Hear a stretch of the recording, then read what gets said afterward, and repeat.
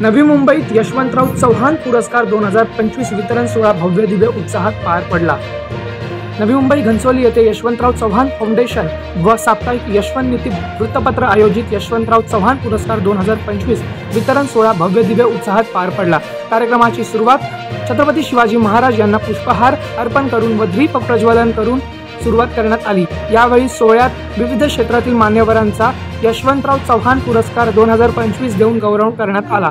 कार्यक्रमाचे प्रमुख पाहुणे आमदार विक्रम पाटील तसेच महाराष्ट्र रिसर्च सेंटरचे संपादक व राजकीय विश्लेषक महेश म्हात्रे सर, ज्येष्ठ पत्रकार व दिनमानचे संपादक विजय चोरमारे, महिला नेत्या रंजनाताई शिंत्रे, चंद्रकांत चाळके यांच्यासह अनेक मान्यवर उपस्थित होते। कार्यक्रमाचे आयोजन व फाउंडेशनचे अध्यक्ष व यशवंत नीतीचे संपादक संजय रत्नाबाई किसन सावंत यांनी केले होते। यशवंत नीती हे साप्ताहिक आणि यशवंतराव चव्हाण फाउंडेशनच्या माध्यमातून हा जो कार्यक्रम आज घेतलेला आहे हा खूप अत्यंत महत्त्वाचा आहे। विशेषतः महाराष्ट्रामध्ये जेव्हा यशवंतराव चव्हाण चांगल्या पद्धतीने नवीन पिढीपर्यंत जाणं गरजेचं आहे, त्या काळामध्ये संजय सावंत आणि त्यांच्या सर्व सहकार्यांनी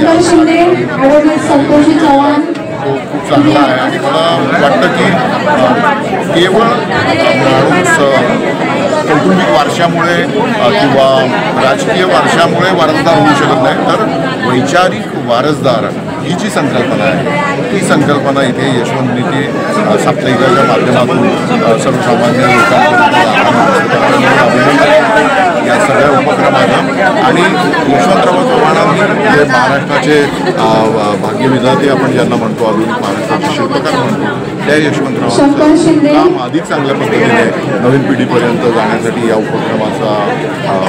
उपक्रमाची मदत व्हावी एवढीच इथे अपेक्षा व्यक्त करतो आणि पुन्हा एकदा सगळ्यांना धन्यवाद। करार गतीने सामाजिक कार्यकर्ता ते आजचं राज्यमंत्रीपद एवढा मोठा प्रवास आणि आजच्या कार्यक्रमाबद्दल माझा आपण काय सांगतो। यशवंतराव चव्हाण फाउंडेशनच्या वतीनं गेल्या 8 वर्षामध्ये विविध कार्यक्रम राबवले जातात। त्यातीलच आज एक भाग म्हणून खरं तर यशवंतराव चव्हाणांच्या नावाने पुरस्कार वितरण सोहळा होता। त्या पुरस्कार वितरण सोहळ्यामध्ये आज माझाही सन्मान करण्यात आला। यशवंतराव चव्हाणांचा विचारधारा आणि नीती ही आज खऱ्या अर्थानं अशी सामाजिक ह्याच्यामध्ये नेत असताना संजय सावंतसारखे एक सामाजिक कार्यकर्ते पुढे येऊन काम करत आहेत, त्यांना आमच्याही शुभेच्छा आहेत। त्याचबरोबर भारतीय जनता पक्षाच्या वतीनं जे माझ्यासारख्या सामान्य कार्यकर्त्यानं जे मला आज राष्ट्रीय खनिज विकास महामंडळावरती स्वतंत्र संचालक म्हणून नियुक्ती केली, खरं तर हे फक्त भारतीय जनता पक्षामध्येच होऊ शकतं। सामान्य कार्यकर्त्याला न्याय हा इथंच मिळतो आणि गेल्या अनेक वर्षापासून ज्या विचारधारेवरती आम्ही चालतो, देव देश आणि धर्मासाठी आम्ही काम करत असतो आणि ती विचारधारा शेवटपर्यंत पोहोचवण्याचं आम्हीही काम करतो आणि आज समाजातील ज्या विविध क्षेत्रातील काम मान्यवरांचा जो स्वागत सत्कार समारंभ झाला, अभिनंदन झालं, त्याबद्दल त्या सर्वांना मी शुभेच्छा देतो।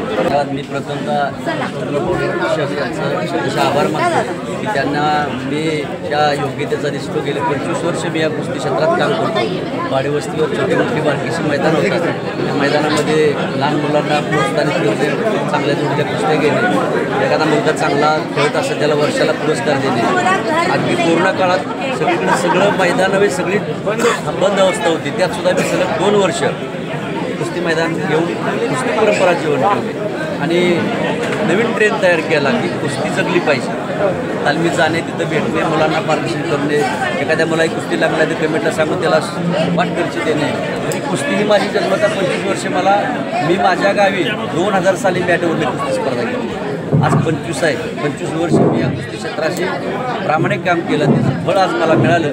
पुन्हा एकदा संयोजक जे मेन आहेत संजय भाऊ त्यांचं सुद्धा आभार मानतो, ज्या मला पत्रकारांनी ताणाईचा ताणाईराव केला, या लाल मातीत एक नाव दिलं, या सर्व पत्रकारांचा माझ्यासोबत असणाऱ्या सर्व मित्र परिवारांचा माझ्या प्रेमकरांचा मी शतशः आभारी आहे, ऋणी आहे। त्यांच्यामुळेच जे काय मी आज आहे तो इथंपर्यंत आहे। धन्यवाद। गोष्टी आमची संस्कृती आज खऱ्या अर्थानं सार्थक झाल्यासारखं वाटतं आणि गावखेड्यातले एका सर्वसामान्य कुटुंबातून आले आणि आज या सर्वसामान्य कलाकाराचा यशवंतराव चव्हाण फाउंडेशन आयोजित यशवंतराव चव्हाण पुरस्कार 2025 हा आम्हाला मिळाला। त्याबद्दल संजय सावंत बापू यांचे मी मनापासून आभार मानतो आणि आपल्या गावकडे डॉक्युमेंटरी वेब सिरीज जास्तीत जास्त महाराष्ट्रात असं जगभर असायचं जास्तीत जास्त प्रयत्न करीन आणि आपला पाटण तालुका आणि सातारा जिल्ह्याचं नाव महाराष्ट्रातच नव्हे तर संपूर्ण देशात जगभरात येतो आणि आपल्या सर्व इंस्टाग्राम फेसबुक सोशल मीडियाच्या माध्यमातून पोचवायचा नक्कीच प्रयत्न करेन आणि हा पुरस्कार या सगळ्या गोष्टीसाठी मला प्रेरणास्त्रोत